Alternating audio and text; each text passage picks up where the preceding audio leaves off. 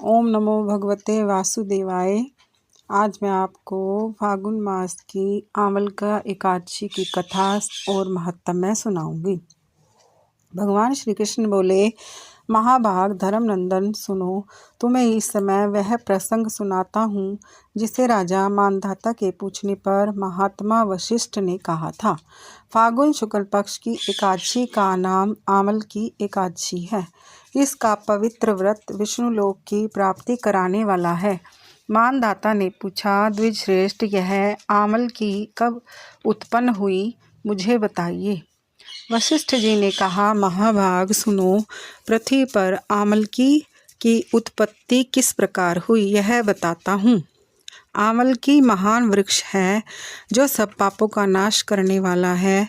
भगवान विष्णु के थूकने पर उनके मुख से चंद्रमा के समान कांतिमान एक बिंदु प्रकट हुआ। वह बिंदु पृथ्वी पर गिरा, उसी से आमलकी का महान वृक्ष उत्पन्न हुआ। यह सभी वृक्षों का आदिभूत कहलाता है। इसी समय समस्त प्रजा की सृष्टि कराने के लिए भगवान ने ब्रह्मा जी को उत्पन्न किया। उन्हीं से इन प्रजाओं की सृष्टि हुई। देवता, दानव, गंधर्व, यक्ष, राक्षस, नाग तथा निर्मल अंतःकरण वाले महर्षियों को ब्रह्मा जी ने जन्म दिया। उनमें से देवता और ऋषि उस स्थान पर आए जहाँ विष्णु प्रिया आमलकी का वृक्ष था। महाभाग, उसे देखकर देवताओं को बड़ा विस्मय हुआ। वे एक दूसरे पर दृष्टिपात करते हुए उत्कंठापूर्वक उस वृक्ष की ओर देखने लगे और खड़े खड़े सोचने लगे कि पलक्ष, पाकर आदि वृक्ष तो पूर्व कल्प की भांति ही हैं, जो सब के सब हमारे परिचित हैं, किंतु इस वृक्ष को हम नहीं जानते। उन्हें इस प्रकार चिंता करते देख आकाशवाणी हुई, महर्षियों, यह सर्वश्रेष्ठ आमलकी का वृक्ष है जो विष्णु को प्रिय है।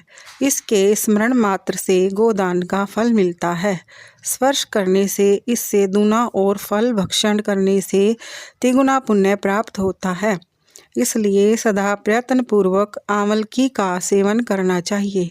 यह सब पापों को हरने वाला वैष्णव वृक्ष बताया गया है।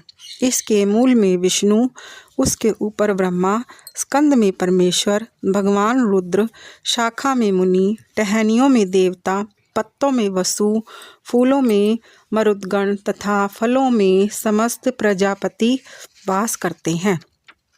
आमलकी के सर्वदेवमयी बताई गई है। अतः विष्णु भक्त पुरुषों के लिए यह परम पूज्य है।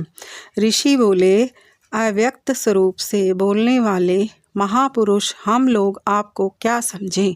आप कौन हैं? देवता हैं या कोई और? हमें ठीक ठीक बताइए। आकाशवाणी हुई, जो संपूर्ण भूतों के कर्ता और समस्त भुवनों के स्रष्टा हैं, जिन्हें विद्वान पुरुष भी कठिनता से देख पाते हैं, वही सनातन विष्णु मैं हूँ।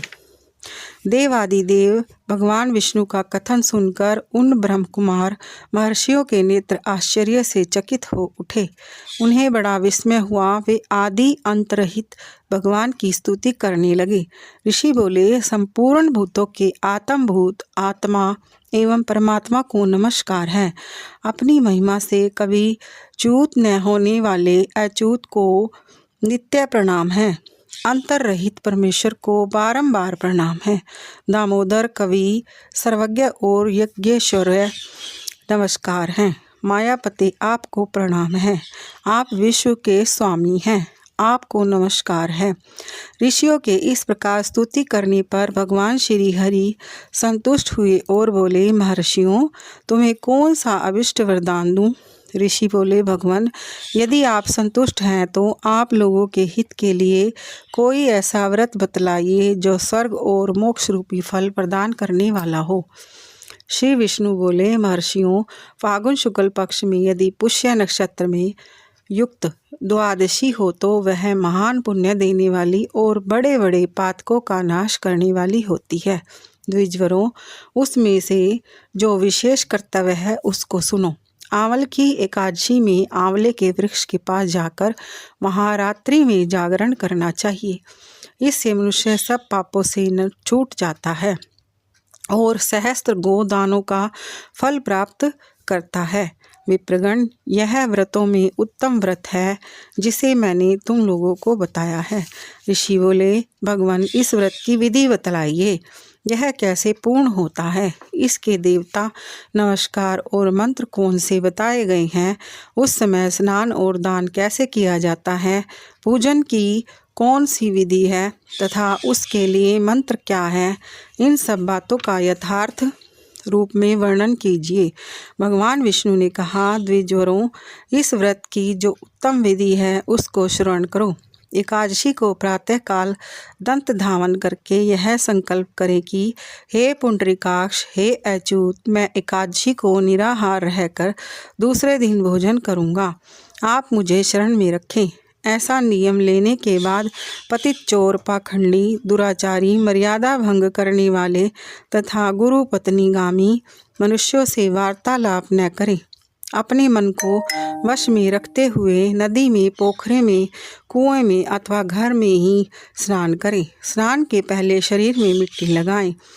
मृत्तिका लगाने का मंत्र: अश्वक्रांते रथक्रांते विष्णुक्रांते वसुंधरे मृत्तिके हर में पापम जन्म कोट्याम समर्जितम। इसका मतलब है, वसुंधरे, तुम्हारे ऊपर अश्व और रथ चला करते हैं तथा वामन अवतार के समय भगवान विष्णु ने भी तुम्हें अपने पैरों से नापा था। मृत्तिके, मैंने करोड़ों जन्मों में जो पाप किए हैं, मेरे उन सब पापों को हर लो। स्नान मंत्र: त्वं मातः सर्वभूतानां जीवंतं ततु रक्षकं स्वेद ज्योतिब जज्जातीनां रसानां पत्ते नमः। स्नातो अहं सर्वतीर्थेषु हृदप्रस्त्रवणेषु च नदीषु देवखातेषु इदं स्नानं तु मे भवेत्। जल की अधिष्ठात्री देवी मातः, तुम संपूर्ण भूतों के लिए जीवन हो। वहीं जीवन जो स्वदेज और उद्विज जाति के जीवों का भी रक्षक है। तुम रसों की स्वामिनी हो, तुम्हें नमस्कार है। आज मैं संपूर्ण तीर्थों, कुंडों, झरनों, नदियों और देव संबंधी सरोवरों में स्नान कर चुका। मेरा यह स्नान उक्त सभी स्नानों का फल देने वाला हो। विद्वान पुरुष को चाहिए कि वह परशुराम जी की सोने की प्रतिमा बनवाए। प्रतिमा अपनी शक्ति और धन के अनुसार 1 या आधे मासे स्वर्ण की होनी चाहिए। स्नान के पश्चात घर आकर पूजा और हवन करें। इसके बाद सब प्रकार की सामग्री लेकर आंवले के वृक्ष के पास जाएं। वहाँ वृक्ष के चारों ओर की जमीन झाड़ बुहार लीप पोत कर शुद्ध करें। शुद्ध की हुई भूमि में मंत्र पाठ पूर्वक जल से भरे हुए नवीन कलश की स्थापना करें। कलश में पंचरत्न और दिव्य गंध आदि छोड़ दें। श्वेत चंदन से उसको चर्चित करें। कंठ में फूल की माला पहनाएं। सब प्रकार के धूप की सुगंध फैलाएं। जलते हुए दीपकों की श्रेणी सजाकर रखें। तात्पर्य यह है कि सब ओर से सुंदर एवं मनोहर दृश्य उपस्थित करें। पूजा के लिए नवीन छाता, जूता और वस्त्र भी मंगा कर रखें। कलश के ऊपर एक पात्र रखकर उसे दिव्य लाजों यानी कि खीलों से भर दें। फिर उसके ऊपर सुवर्ण में परशुराम जी की स्थापना करें। विशोकाय नमः कहकर उनके चरणों की, विश्वरूपणे नमः से दोनों घुटनों की, उग्राय नमः से जांघों की, दामोदराय नमः से कटी भाग की, पद्मनाभाय नमः से उदर की, श्रीवत्स धारिणे नमः से वक्ष स्थल की, चक्रिणे नमः से बाईं बाह की, गदिने नमः से दाहिनी बाह की, वैकुंठाय नमः से कंठ की, यज्ञमुखाय नमः से मुख की, विशोकंदी नमः से नासिका की, वासुदेवाय नमः से नेत्रों की, वामनाय नमः से ललाट की, सर्वात्मने नमः से संपूर्ण अंगों तथा मस्तक की पूजा करें। ये ही पूजा के मंत्र हैं। तदंतर भक्ति युक्त चित्त से शुद्ध फल के द्वारा देवादिदेव परशुराम जी को अर्घ्य प्रदान करें। अर्घ्य का मंत्र इस प्रकार है: नमस्ते देव देवेश जामदगन्य नमस्तुते ग्रहणाधर मिमम दत्त मामल क्या युतम हरे। देव देवेश्वर जगन्गिन नंदन श्री विष्णु स्वरूप परशुराम जी, आपको नमस्कार है, नमस्कार है। आंवले के फल के साथ दिया हुआ मेरा यह अर्घ ग्रहण कीजिए। तदंतर भक्ति युक्त चित्त से जागरण करें। नृत्य, संगीत, वाद्य, धार्मिक उपाख्यान तथा श्री विष्णु संबंधिनी कथा वार्ता आदि के द्वारा वह रात्रि व्यतीत करें। उसके बाद भगवान विष्णु के नाम लेकर आंवल की वृक्ष की परिक्रमा 108 या 28 बार करें। फिर सवेरा होने पर श्री हरि की आरती करें। ब्राह्मण की पूजा करके वहाँ की सब सामग्री उसे निवेदन करते। परशुराम जी का कलश, 2 वस्त्र, जूता आदि सभी वस्तुएं दान करते और यह भावना करें कि परशुराम जी के स्वरूप में भगवान विष्णु मुझ पर प्रसन्न हों। तत्पश्चात आंवलगी का स्पर्श करके उसकी प्रदक्षिणा करें और स्नान करने के बाद विधि पूर्वक ब्राह्मणों को भोजन कराएं। तदंतर कुटुंबियों के साथ बैठकर स्वयं भी भोजन करें। ऐसा करने से जो पुण्य होता है वह सब बतलाता हूँ, सुनो। संपूर्ण तीर्थों के सेवन से जो पुण्य प्राप्त होता है तथा सब प्रकार के दान देने से जो फल मिलता है वह सब उपयुक्त विधि से पालन से सुलभ होता है। समस्त यज्ञों की अपेक्षा भी अधिक फल मिलता है, इसमें तनिक भी संदेह नहीं है। यह व्रत सब व्रतों में उत्तम है, जिसका मैंने तुमसे पूरा वर्णन किया है।